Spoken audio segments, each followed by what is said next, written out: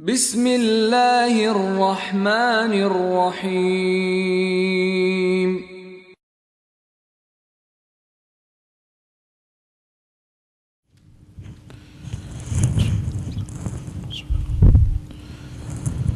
لا حول ولا قوة إلا بالله العلي العظيم.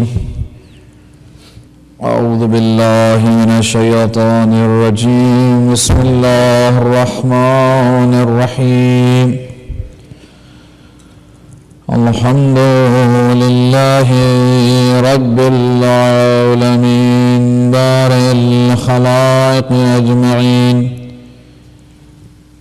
خالق السماوات والأرضين، ثم الصلاة والسلام على عبده ورسوله وحبيبه وصفيه أشرف الأنبياء والمرسلين الذي سمي بالقرآن بطه وياسين والمزمل والمدثر أبي القاسم محمد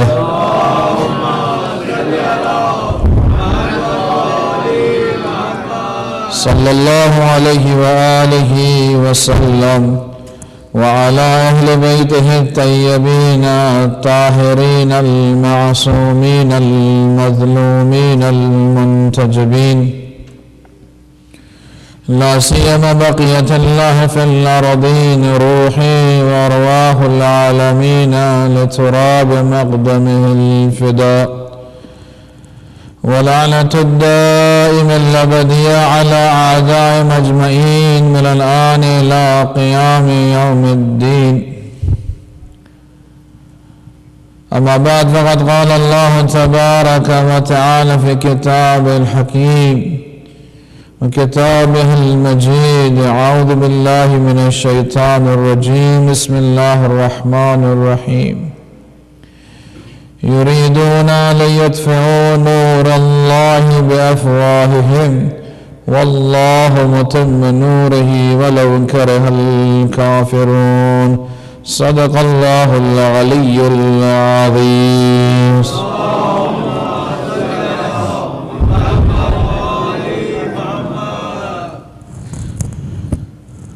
پروردگار عالم کے احسانات کہ جتنا بھی انسان شکر ادا کرے وہ کم ہے،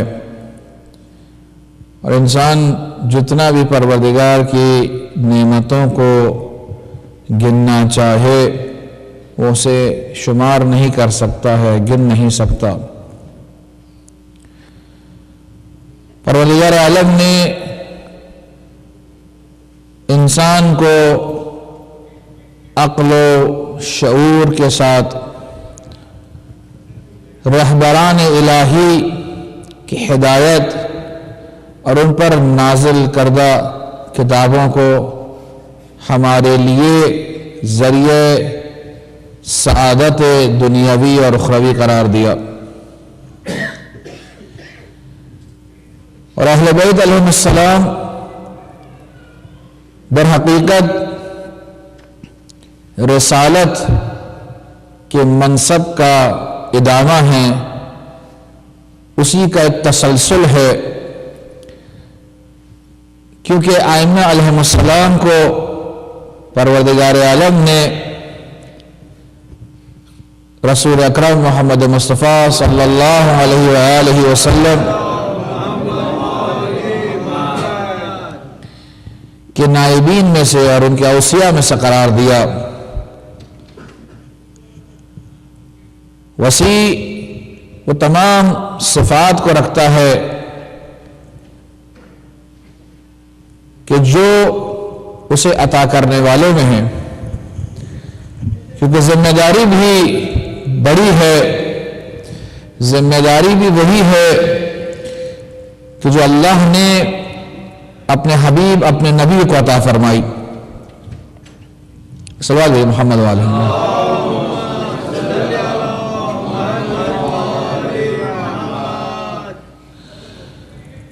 اور اللہ سبحانہ و تعالی نے انبیاء کو، مرسلین کو باہمت جرأت کے ساتھ، شجاع، ایثارگر، بردبار، صبر کرنے والا، شکیبا، صد رکھنے والا، کشادہ دلی کے ساتھ قیادت کو سنبھالنے والے، اہل بصیرت اور بصارت، اہل عقل و شعور و فہم، اہل عرفان، اہل رضوان، یہ تمام صفات اور سے زیادہ یہ چند صفات سے آپ کے سامنے گنوائی، کیونکہ پروردگار عالم نے اپنے پیغام کو نازل کرنا ہے، اور یہ وہ پیغام ہے کہ جو اگر پروردگار عالم پہاڑوں پر نازل کرتا تو وہ ریزہ ریزہ ہو جاتے،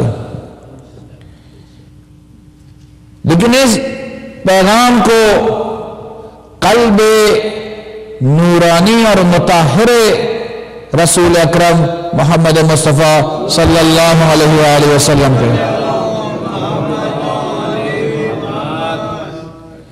پر نازل فرمائے پروردگار نے،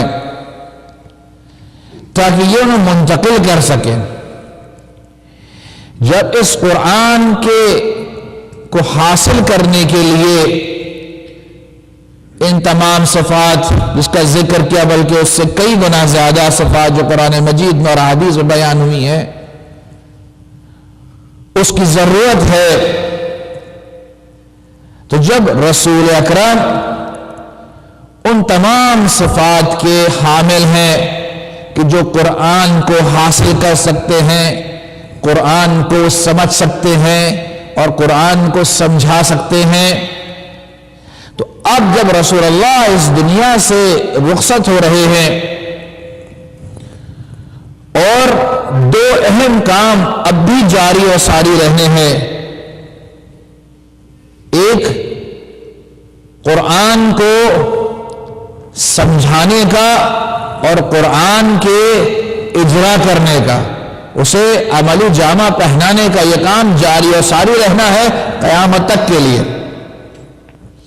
قرآن کا جو نزول ہونا تھا وہ رسول اکرم کی ذات اقدس پر ہو گیا، اب نہیں ہوگا، اب کوئی وحی نازل نہیں ہوگی، لیکن اس پیغام کو منتقل ہونا ہے، اور اس پیغام کو منتقل کرنے کے لیے ان ایسے صاحبان ایمان چاہیے، ایسے صاحبان عقل و علم اور معرفت چاہیے کہ جو قرآن کو مکمل طور سے سمجھ بھی سکیں اور مکمل طور سے سمجھا بھی سکیں۔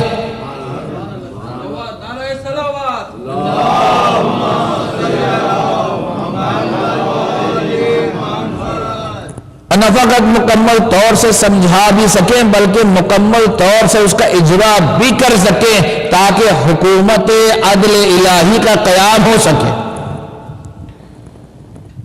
اب جب قرآن مکمل،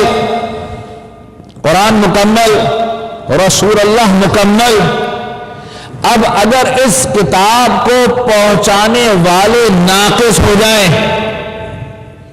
اگر اس کتاب کو پہنچانے والے ناقص ہو جائیں تو 1,24,000 انبیاء کی زحمتیں ضائع ہو جائیں گی، برباد ہو جائیں گی۔ کیوں؟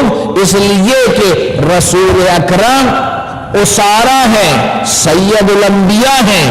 اب اگر ان کے اوصیاء اس پیغام کو کہ جس کے لیے پروردگار نے فرمایا الیوم اکملت لکم دینکم واتممت علیکم نعمتی ورضیت لکم الاسلام دینا، کہ ہم نے دین کو مکمل کر دیا، اب اس مکمل دین کو سمجھنے کے لیے ایک مکمل انسان کی ضرورت ہے، ایک مکمل انسان کی ضرورت ہے کہ جو اس قرآن کو مکمل طور سے سمجھ سکے اور مکمل طور سے سمجھا سکے اور مکمل طور سے اس کا اجرا کر سکے۔ اور اگر وہ انسان مکمل نہ ہوگا، ناقص ہوگا، تو پروردگار کے نقض غرض آئے گی۔ یعنی پروردگار نے جس کی خاطر اتنے انبیاء کو بھیجا، کتابوں کو نازل فرمایا، اور اتنی زحمتیں انہوں نے اٹھائیں تاکہ قیامت تک کے لیے بنی نوع انسان کی ہدایت کے اسباب کو مہیا کیا جائے، اور ایک دن ایسا آئے کہ پوری کائنات پر صرف اور صرف حکومت عدل الہی ہو اور قوانین الہی کا اجرا ہو، اور از خود لوگ اسے قبول کریں اور اس پر عمل پیرا ہو۔ اب جب اس کے لیے ایک مکمل کتاب کو سمجھانے کے لیے مکمل انسان کی ضرورت ہے، تو اگر اسی دلیل کو لے لیں، کئی دلائل موجود ہیں، لیکن اس میں سے ایک دلیل یہ بھی کہ اگر ہم یہ کوئی تصور کر لیں اور یہ کہے کہ رسول کے بعد کے جو اصحاب ہیں وہ تمام کے تمام ناقص ہیں، یعنی وہ معصوم نہیں ہیں، غلطیوں سے اور گناہ سے مبرہ نہیں ہے، تو اس کا مقصد یہ ہوا کہ وہ قرآن کو مکمل حاصل ہی نہیں کر سکتے، یعنی ان کے پاس وہ صلاحیت ہی نہیں ہے کہ وہ قرآن کو مکمل طور سے حاصل کر لیں۔ اور بے فرض محال اگر وہ ممکن بھی ہو جائے تو کیونکہ وہ ناقص ہیں، قرآن مکمل ہے، تو ایک ناقص سے مکمل چیز کبھی صادر نہیں ہوتی، فاقد شے معطی شے نہیں ہوتی ہے۔ ایک مثال کے طور پر اگر کسی سے یہ ابھی کسی کو مجھ سے کہے، یا میں کسی کو یہ کہوں کہ بھئی ایسے ہم اکثر کرتے ہیں، کسی بچے نے سوال کیا، اس نے جواب دیا، کہا ہماری طرف سے یہ لو $10، بھئی جیب میں ہوں گے $10 تو دیں گے نا، جب ایک چیز ہے نہیں تو دیں گے کیسے؟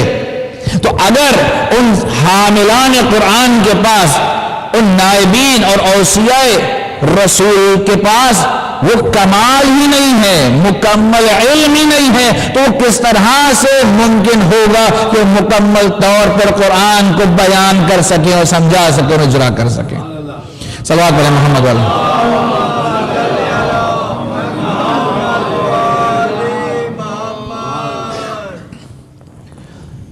اس بات کو سمجھیں کہ ان انبیاء کی عصمت کے ساتھ ائمہ علیہ السلام کی عصمت اور طہارت بہت زیادہ ضروری ہے، تاکہ 1,24,000 انبیاء کی اور پیغمبروں کی زحمتیں اور محنت ضائع نہ ہو، بلکہ پروردگار کا جو ہدف خلقت ہے وہ ضائع نہ ہو جائے۔ اور پروردگار نے اس کی جھلک بار بار دکھلائی انبیاء علیہ السلام کے ذریعے، کس طرح سے بتلائی اور بتلایا کہ دیکھو جنہیں ہم آخر الزمان میں لوگوں کی ہدایت کے لیے معین کریں گے، منصوب کریں گے، انہیں اگر پہچاننا چاہتے ہو تو اے آدم پہچانو کہ جو تم نے خطا کی ہے، اگر تم اس سے نجات حاصل کرنا چاہتے ہو تو نام لو، ان کے نام لو کہ جو نجات دہندہ ہیں، ان کے نام لو جو نجات دہندہ ہے۔ تو یہ ائمہ صرف رسول کے بعد آنے والی اقوام کے نجات دہندہ ہی نہیں، بلکہ آدم سے لے کر خاتم تک کے نجات دہندہ ہے۔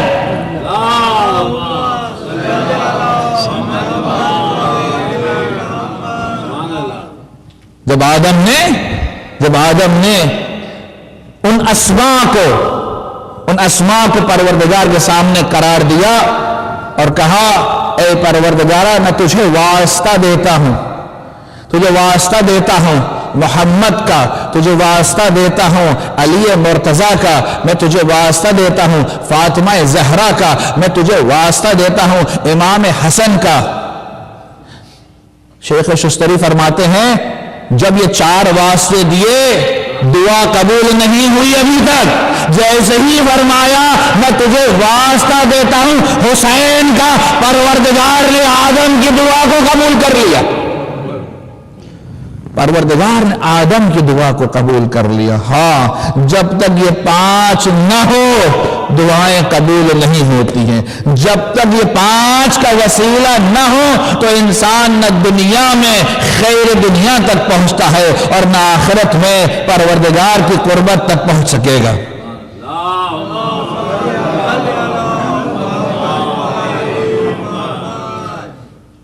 ائمہ علیہم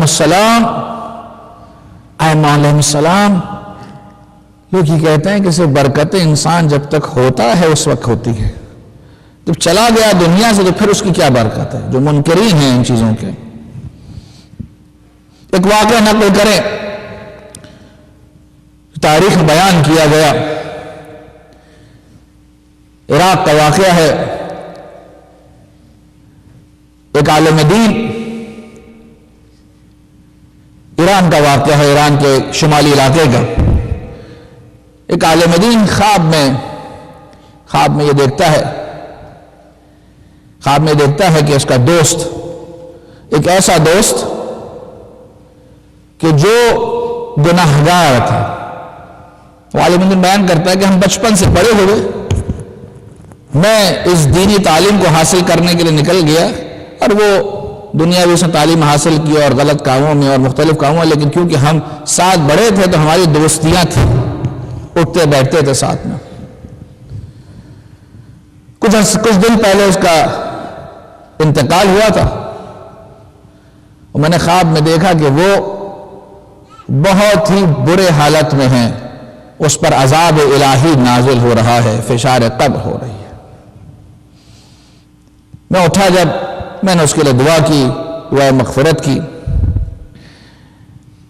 اور کچھ دنوں کے بعد، غالباً شاید ایک ہفتہ لکھا ہوا، میں یاد نہیں اس وقت، لیکن تقریباً ایک ہفتے کے بعد کہا کہ میں نے دوبارہ اپنے دوست کو خواب میں دیکھا، تو میں کیا دیکھتا ہوں کہ میرا دوست بڑے چین اور سکون سے ہے، بڑے مسکرا رہا ہے، بڑے آرام سے ہے۔ میں نے خواب میں ہی اسی سے سوال کیا کہ تمہارے نامہ اعمال تو اس قابل نہیں تھے کہ تمہیں اتنی آسانیاں اور آسائش مل سکیں اور تم مسکراؤ اور تم کو سے عذاب ہٹا دیا جائے۔ تو اس نے جواب میں کہا کہ بے شک میرے نامہ اعمال تو ہرگز ایسے نہیں تھے کہ پروردگار اپنی رحمتوں کو نازل فرماتا، لیکن کل ہی ایک مومنہ کو اس قبرستان میں دفنایا گیا ہے، ایک مومنہ کو اس قبرستان میں دفنایا گیا ہے کہ جس کے دفنانے کے بعد سے ہم پر یہ عذاب ختم ہو گیا ہے۔ اللہ اکبر، اللہ اکبر۔ اب ظاہر ہے یہ خواب ہے، سچ بھی ہو سکتا ہے، جھوٹا بھی ہو سکتا ہے، لیکن خواب میں اس دوست نے نشاندہی کی تھی کہ وہ قبر اس مؤمنہ خاتون کی کدھر ہے۔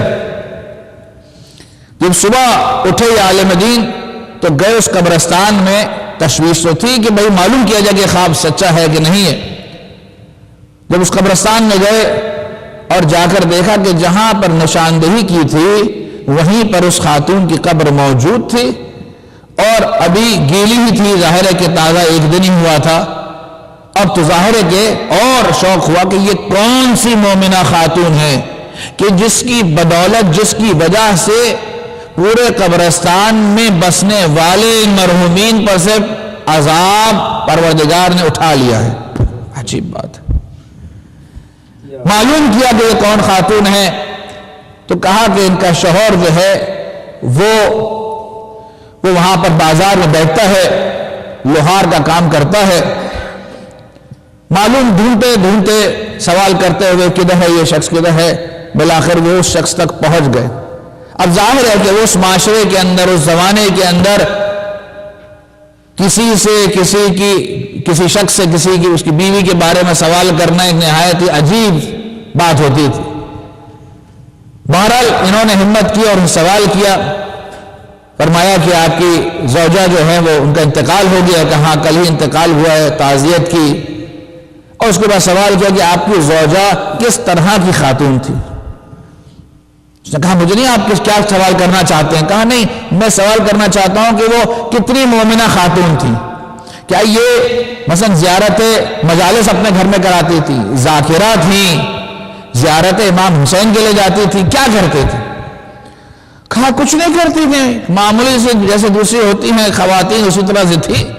نہ ہمارے گھر میں کوئی مجلس ہوتی تھی، نہ ہماری زوجہ کبھی کربلا گئی ہوں زیارت کے لیے، کبھی کچھ نہیں ہوا۔ کہاں کوئی ایسی چیز ہو، یہ کیسے ممکن ہے؟ پھر جب اتنے سوالات کیے تو اس شوہر کو، اس مرحومہ کے شوہر کو تشویش ہوئی، کیوں اتنے سوالات کر رہے ہیں؟ تو پھر اس عالم دین نے اپنا خواب بتلایا کہ اس قبرستان پہ سے اور وہاں کے بسنے والے تمام مرحومین پہ سے پروردگار نے عذاب کو اٹھا لیا ہے۔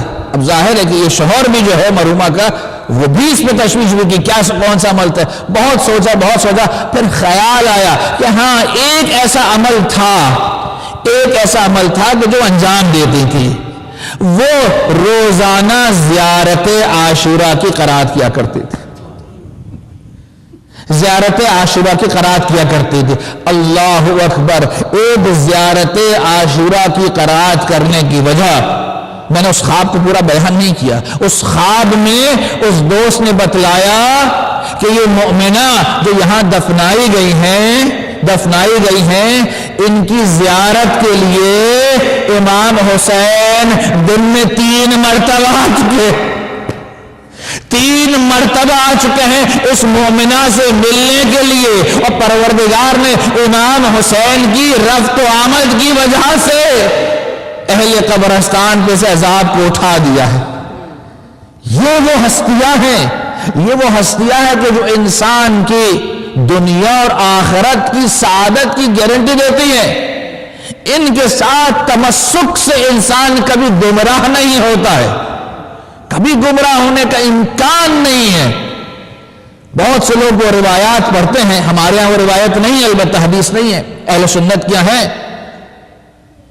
کہ اصحاب رسول جو ہیں وہ ستاروں کی مانند ہے، کسی ایک ستارے کے پیچھے بھی چلے جاؤ تو وہ جو ہے تمہیں سعادت کی طرف لے جائے گی۔ اس کے 2 جواب ہم نے دیا اپنے ہمارے دوست کو۔ کہا ایک، بھئی اگر کسی بھی ستارے کو پکڑنا ہو تو پھر وہ اہل بیت کیوں نہ ہو، اگر کسی کو بھی پکڑنا ہے تو پھر اس سے انسان متمسک ہو جہاں سے انسان کو زیادہ یقین ہو اور زیادہ احتمال ہو۔ اور دوسری بات ہے کہ ہر ستارہ انسان کو نجات کے راستے کی طرف نہیں لے جاتا ہے، وہ قطب ستارہ ہوتا ہے کہ جو انسان کو راستہ دکھاتا ہے، وہ اس کا رہنما بنتا ہے، اور وہ ستارہ کوئی اور نہیں علی ابن ابی طالب اور اولاد علی ابن ابی طالب علیہ السلام۔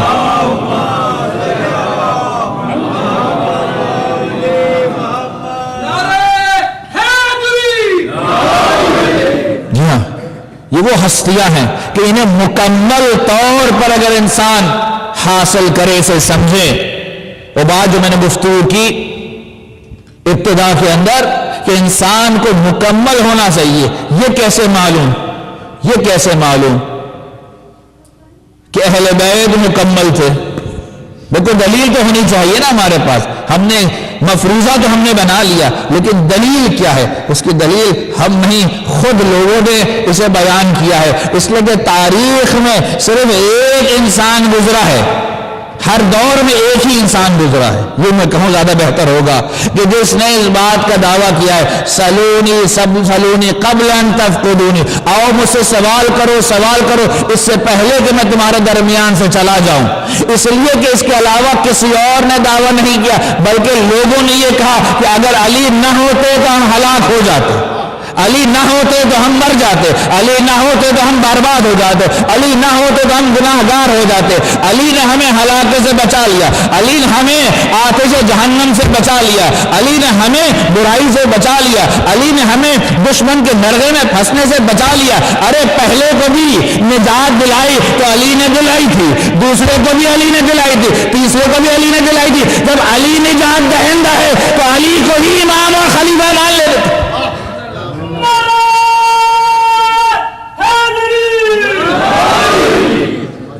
لیکن حب نفس کا کیا کرے کہ جب انسان کے اوپر وہ خول چڑھ جاتا ہے اور شیطان غلبہ کر جاتا ہے۔ اسی لیے تو کہا ایسے لوگوں کے پاس جاؤ جو معصوم ہو، جن کے نزدیک شیطان نہ آ سکے، جو مخلصین میں سے ہو، کہ جس کے لیے شیطان نے خود یہ کہہ دیا کہ پروردگارا میں مخلصین کو نہیں بہکا سکتا، میں مخلصین کو نہیں بہکا سکتا۔ اللہ اکبر، اللہ اکبر۔ ہاں یقیناً بہت ہی بڑی شب ہے، شب عاشور ہے، شب عاشور ہے۔ بہت واقعات ہیں اور اتنی سخت نہیں ہے، ہم میں سچ بات یہ ہے کہ تمام واقعات کو بیان کر سکیں، لیکن جو مختصر واقعات بیان کر سکیں گے آپ کی خدمت میں ضرور بیان کریں گے۔ صلوات پڑھیں محمد وعلیہ۔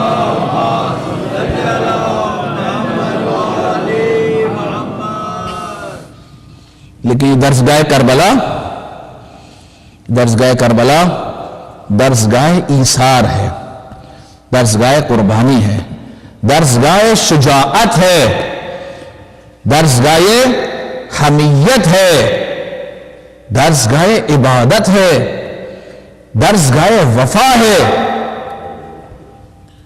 درسگاہ اطاعت ہے، درسگاہ ولایت اور امامت ہے۔ یہ وہ درسگاہ ہے کہ جس میں انسان حق اور باطل کو سمجھ پاتا ہے۔ یہ وہ درسگاہ ہے کہ جس میں انسان سمجھتا ہے کہ اولیاء خدا کون ہوتے ہیں، کون ولی اللہ ہوتا ہے۔ ہر انسان اس ولایت تک نہیں پہنچ سکتا ہے، اس ولی کی کچھ خاصیتیں ہیں، اور یہی وہ درس ہمیں کربلا سے ملتا ہے کہ جو کبھی کوئی پرانا نہیں ہوتا ہے، ہمیشہ تر و تازہ رہتا ہے۔ ہمیں اگر شجاعت دیکھنی ہے تو آئے دیکھیں اصحاب کی شجاعتوں کو دیکھیں، ایک سے بڑھ کر ایک صحابی آتے ہیں اس کبر سن کے ساتھ، اس بڑھاپے کے ساتھ اپنا سینہ پھلا کر کہتے ہیں، اور جب میدان میں بھی جاتے ہیں تو کوئی 40 کو مارتا ہے، کوئی 60 کو مارتا ہے، کوئی 35 کو مارتا ہے، اتنی بڑھاپے میں بھی جا کر اس قدرت کے ساتھ، اس قدرت ایمانی کے ساتھ، اس شجاعت اور ہمت اور جرأت کے ساتھ جا کر میدان میں حملہ ور ہوتے ہیں۔ ایثار و قربانی، ایثار و قربانی کا کیا کہنا؟ جب شب عاشور آئی، شب عاشور سے پہلے 9 محرم کو ابن زیاد کے حکم کے مطابق عمرو ابن سعد نے یہ طے کیا کہ امام حسین پر حملہ کیا جائے۔ اللہ اکبر۔ اور لشکر کو آبادہ کیا اور لشکر کے ایک حصے کو خیمے کی طرف بھیجا، خیمے کی طرف بھیجا۔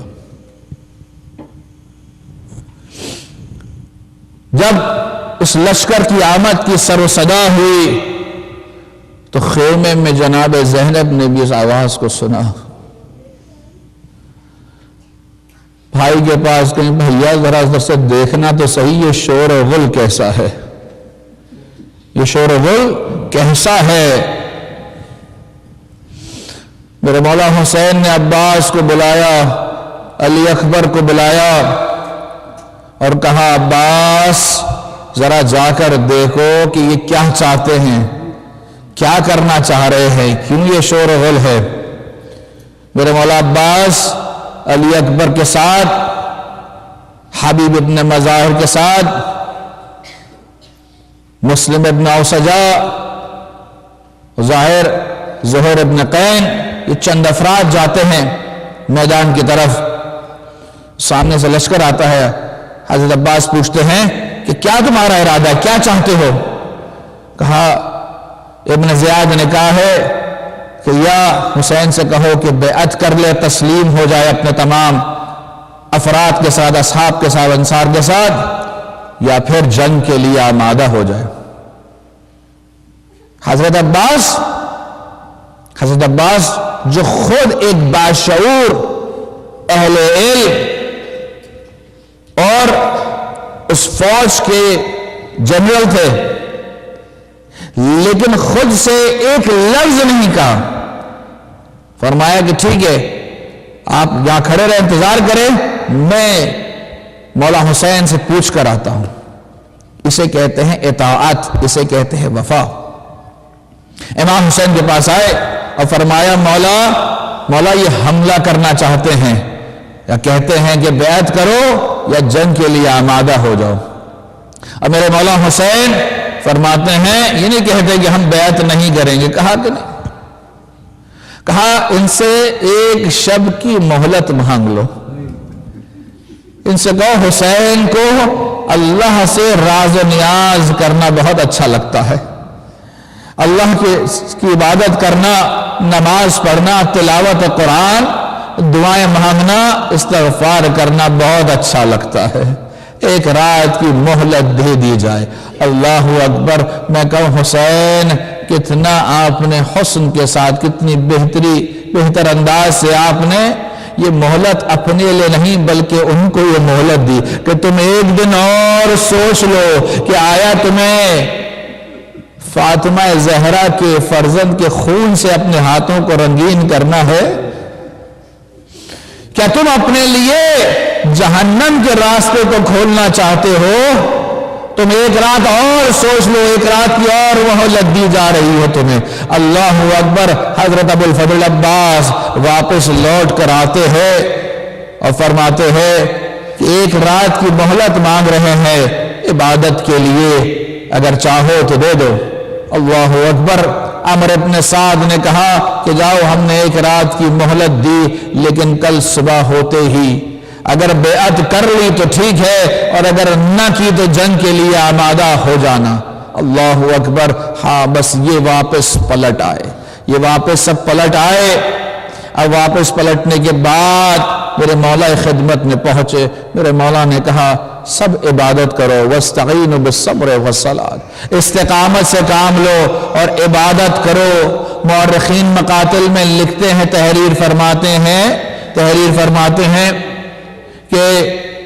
کہ اس شب خیمے میں سے، امام حسین کے خیام میں سے ایسی صدائیں آ رہی تھی عبادت کرنے کی، دعائیں مانگنے کی، تلاوت قرآن کرنے کی، جیسے شہد کی مکھیاں شہد کے چھتے کے ساتھ گنگناتی ہیں۔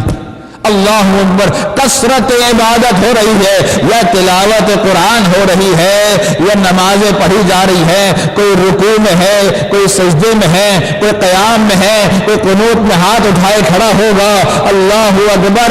یا عبادت میں سب تیاری کر رہے ہیں، کیوں؟ اس لیے کل پروردگار سے روبرو ملنا ہے۔ اللہ اکبر۔ یہ ہے شب بیداری، یہ ہے شب بیداری۔ حسینیوں کی شب بیداری یہ ہے، نماز ہے، تلاوت قرآن ہے۔ اللہ اکبر۔ میرے مولا بھی کثرت سے نماز پڑھنے لگے، نمازیں پڑھی، نمازیں پڑھنے کے بعد خیام حسینی میں آئے، خیمے حسینی کا ایک دورہ لگایا، ایک چکر لگایا، دیکھا یہ سارے خیمے صحیح طرح سے ہیں کہ نہیں، اس لیے کہ انہوں نے شام میں ہی ان خیموں کو آپس میں باندھ دیا تھا اس طرح سے کہ صرف ایک راستہ آنے جانے کا رہے، اور پیچھے خندق کھود کر اس میں آگ جلا دی گئی تھی کہ دشمن پیچھے سے حملہ ور نہ ہو سکے۔ اس لیے دشمن کا نہیں مانو، منافق دشمن ہے، پیچھے سے بھی حملہ ور ہو سکتا ہے۔ اب رات کی تاریکی میں میرے مولا مقتل گاہ کی طرف چلے، میدان جنگ کی طرف چلے۔ ہلال ابن نافع اپنے پیچھے آہستہ میرے مولا کے پیچھے چلے۔ میرے مولا نے کہا کون آ رہا ہے؟ کہا مولا میں آپ کا غلام ہلال ہوں۔ کہا آ جاؤ۔ کیوں آئے ہو؟ کہا مجھے خوف ہوا کہ آپ لشکر اعداء کی طرف کیسے آگے بڑھے۔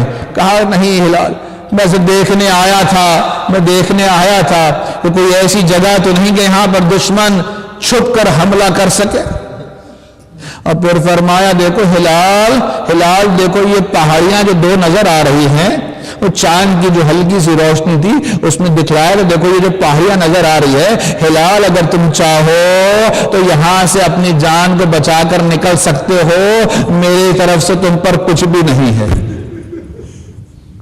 کہا مولا اب قدموں میں گر گئے۔ کہا مولا خدا کی قسم، یہ جو میں نے تلوار خریدی ہے، یہ جو گھوڑا خریدا ہے، یہ صرف اس لیے لیا ہے تاکہ میں ان دشمنوں کے سامنے کھڑا ہو سکوں۔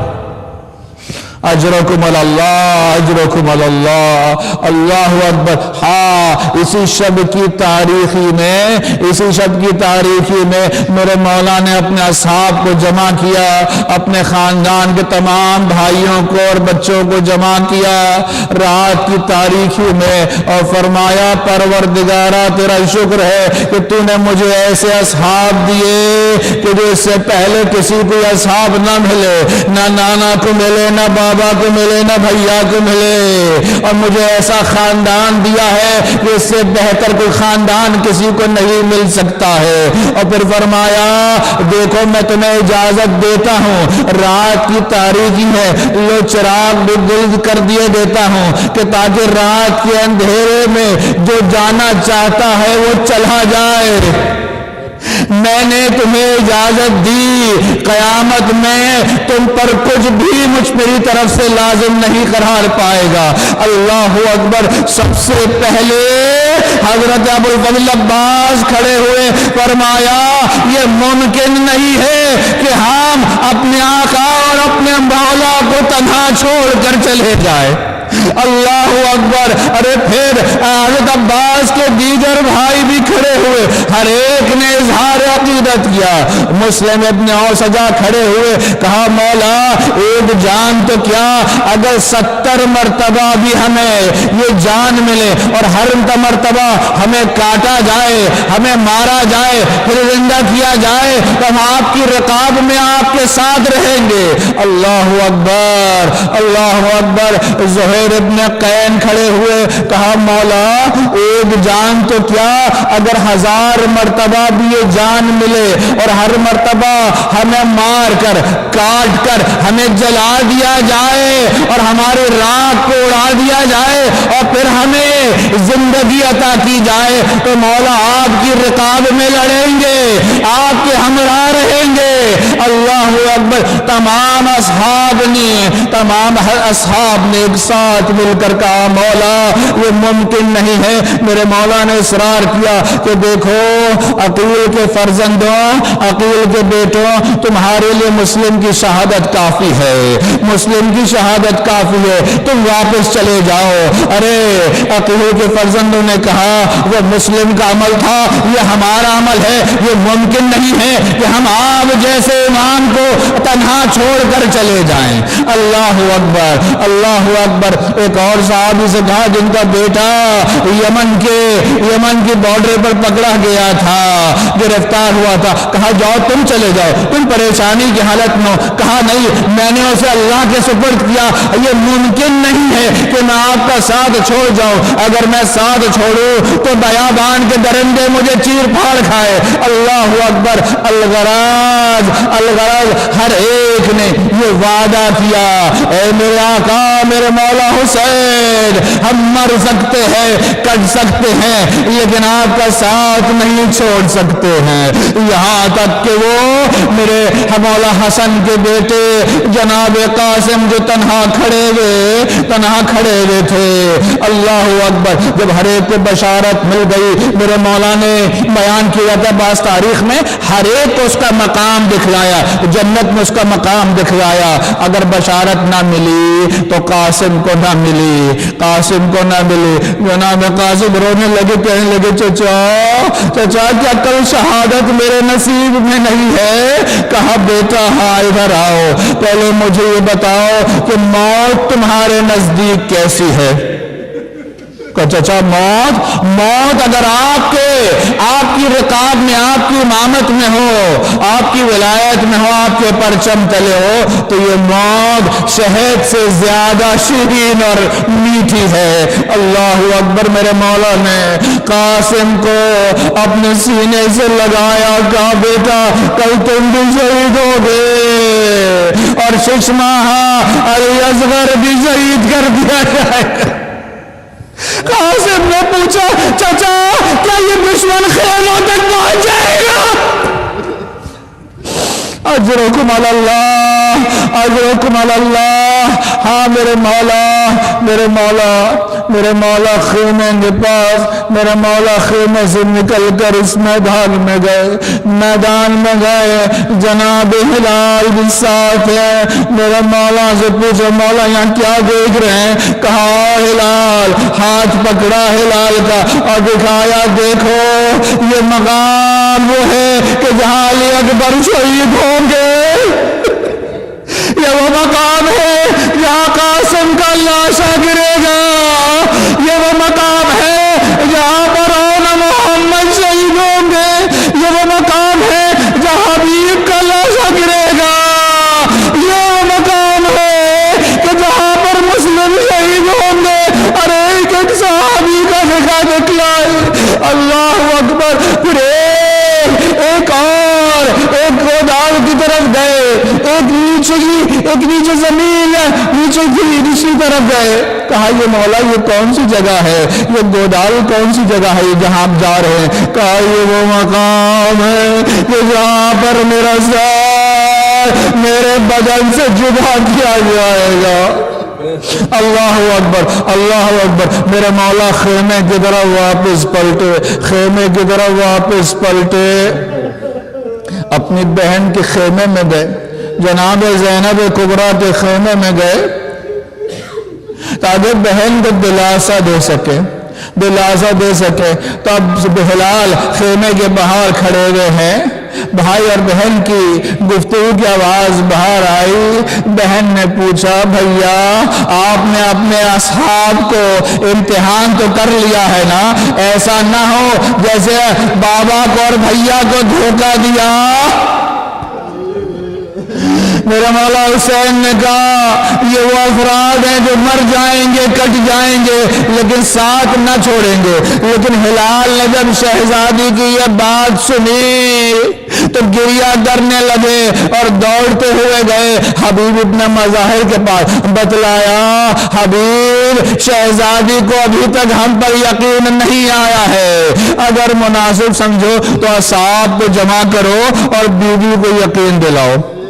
تمام اصحاب جمع ہوئے، حبیب ابن مظاہر نے بتایا کہ بیوی کے پاس جا کر انہیں یقین دلانا ہے، اپنی وفا کا یقین دلانا ہے۔ تمام اصحاب جمع ہو گئے، انصار جمع ہو گئے خیمے، بیوی کے خیمے کے باہر، اور آواز دی بیوی آپ کو ہمارا سلام، آپ کو ہمارا سلام ہو، آپ کے غلام موجود ہے، خدائی قسم اگر میرے مولا اجازت دے تو اپنی تلوار سے اپنے سروں کو جدا کر دے۔ اجرکم اللہ، آج شب کریا ہے، شب اندوہ ہے۔ اللہ اکبر۔ ہاں یہ اصحاب نے اپنی وفاداری کو پیش کیا، اور صاحب میرے مولا نے کہا جاؤ، جا کر عبادتوں میں مشغول ہو جاؤ۔ ایک جگہ میرے مولا بیٹھے اپنی تلوار کو سیکل دیے جا رہے تھے اور کہہ رہے تھے یا دہر فلکا من خلیل، اے دنیا تیری بے وفائی پروائی ہو، تو کتنا بے وفا ہے کہ تو نے کتنے ہی نیک لوگوں کو ہڑپ کر لیا۔ ہاں یہ تو ہونا ہی تھا، اس لیے کہ دنیا میں رہنے کے لیے کوئی نہ آیا۔ ارے یہ اشعار کو جو جناب زینب نے سنا تو ہائے گریہ حسین نے کہا میری بہن زینب، اے ام کلثوم، اے بنی ہاشم کی خواتین، صبر سے کام لینا، اور کل جب شہید کر دیے جائے تو اپنے گریبانوں کو چاک نہ کرنا، اپنی چادروں کو نہ اچارنا۔ اللہ اکبر۔ میرے مولا نے تو تسکین دی، لیکن مولا بیویوں کو صبر کیسے آئے گا؟ میرے مولا امام سجاد فرماتے ہیں میں اس وقت وہاں پر لیٹا ہوا تھا، میں نے دیکھا، میں نے سنا اپنے بابا کے اشعار کو، میں نے صبر کیا، برداشت کیا، میں گریہ کر رہا تھا لیکن اظہار نہیں کر رہا تھا، آواز اجازت نہیں دے رہا تھا، لیکن جب میری پھپھی نے سنا تو برداشت نہ کیا۔ اللہ اکبر، اللہ اکبر۔ ہاں، یہ شب کی تاریکی میں کوئی اپنی تلوار کو سیکل دے رہا تھا تو کوئی بچوں کو خیمے میں سمجھا رہا تھا کہ دیکھو بیٹا، جب کل مامون پر کٹھن وقت آئے گا تو ڈٹ کے لڑنا، پیچھے نہ ہٹنا، بتلانا کہ تمہاری ابن ابی طالب کے نواسے ہو، تمہارے رگوں میں ان کا خون دوڑ رہا ہے۔ اللہ اکبر، اللہ اکبر۔ اجرکم علی اللہ، اجرکم علی اللہ۔ اور نہیں معلوم وہ ماں اپنے شش ماہ کو کیا لوریاں دے رہی تھی،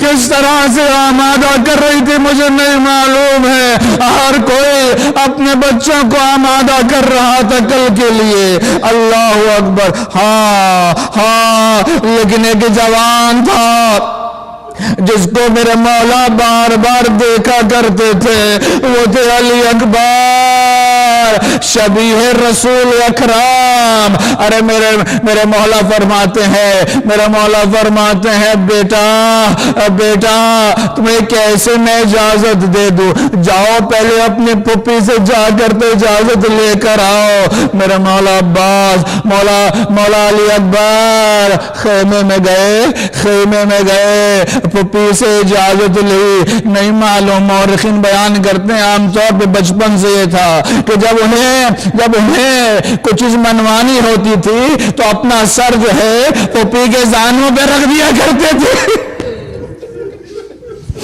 شاید اسی طرح سے پھپھی کو آج بھی منایا ہوگا۔ اب خیمے سے علی اکبر نکلنا چاہتے ہیں، لیکن بیویوں نے اور بچیوں نے سب نے علی اکبر کو گھیر لیا ہے۔ مورخین کہتے ہیں کہ ارے خیمے کا پردہ اٹھتا تھا گر جاتا تھا، اٹھتا تھا گر جاتا تھا۔ معلوم ہوا علی اکبر خیمے سے نکلنا چاہتے تھے، ارے کوئی بی بی علی اکبر کا دامن تھام لیتی تھی، ارے نکلنا چاہتے تھے کوئی بچی علی اکبر کو کھینچ لیتی تھی۔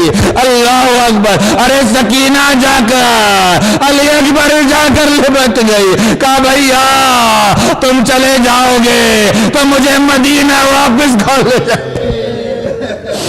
اجرکم علی اللہ، اجرکم علی اللہ۔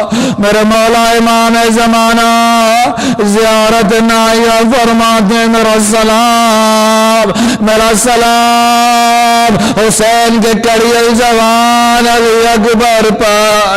اللہ اکبر۔ علی اکبر آئے اپنے بابا کی خدمت میں، کہا بابا اجازت دے دیجیے۔ حسین نے علی اکبر کو سوار کیا،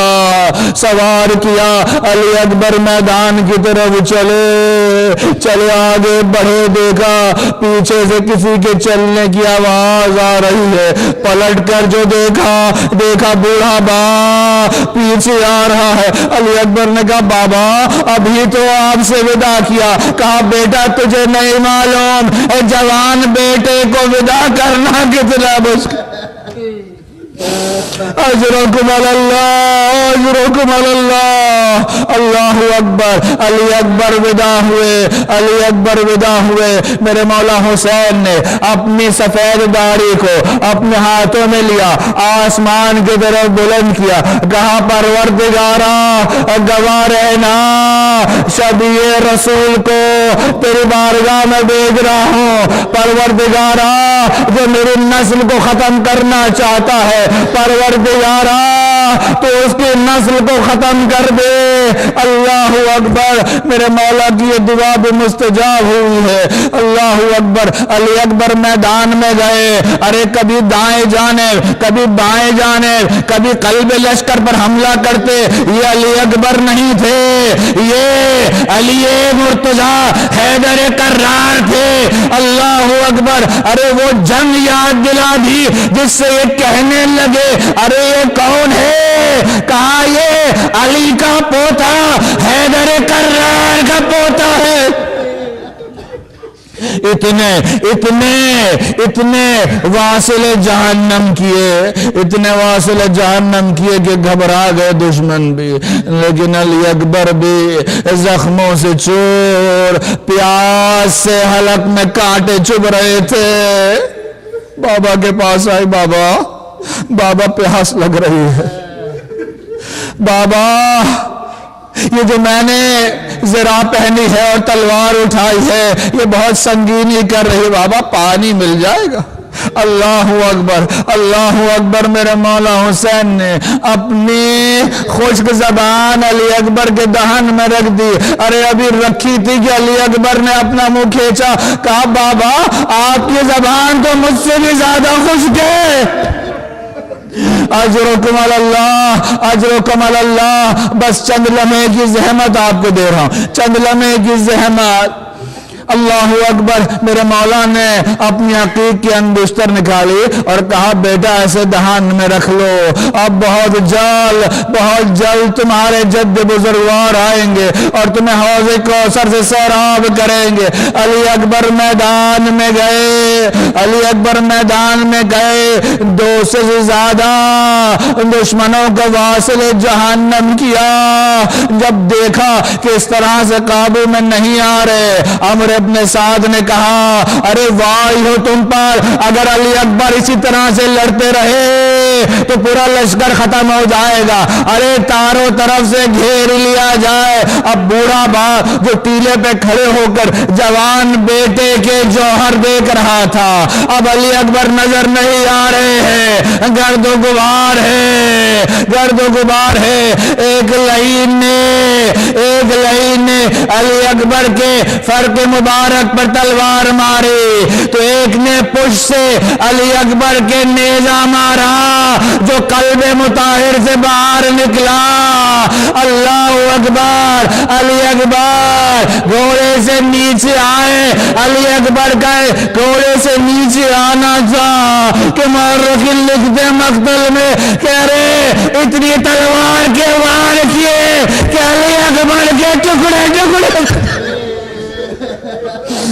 سلام کیا علیکہ من السلام یا بچے، بابا میرا آخری سلام قبول کیجئے، بابا میرا آخری سلام قبول کیجئے۔ ارے حسین دوڑتے ہوئے جو علی اکبر کے پاس آئے، ابھی کچھ سانسیں باقی تھی، اللہ اکبر۔ حسین نے کہا بیٹا یہ سینے پر کیا ہاتھ رکھا ہے؟ کہا بابا کچھ نہیں۔ ہاتھ کو جو ہٹایا تو دیکھا ارے نیزے کی کنی موجود تھی۔ ارے میرے مولا حسین نے ارے نیزے کی کنی کو نکالا، ارے خون فوارہ مارتا ہوا بولا کہا بیٹا میرے مولا حسین نے اپنے گالوں کو علی اکبر کے گال پر رکھا اور کہا اے دنیا اب علی اکبر کے بعد میرے لیے کچھ بھی باقی نہ رہا۔ بوڑھا باپ جوان علی اکبر کو کیسے اٹھاتا، علی اکبر کا سینہ اپنے سینے پہ رکھا اور کھینچتا ہوا خیمے کی طرف لے گیا۔ ارے علی اکبر کا لاشا خیمے میں پہنچنا تھا، ارے بیویوں کی آؤ فغا وہاں محمد وہاں علی وہاں فاطمہ وہاں حسنا۔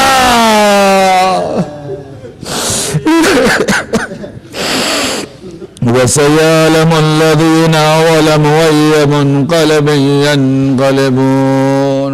ماتم حسین۔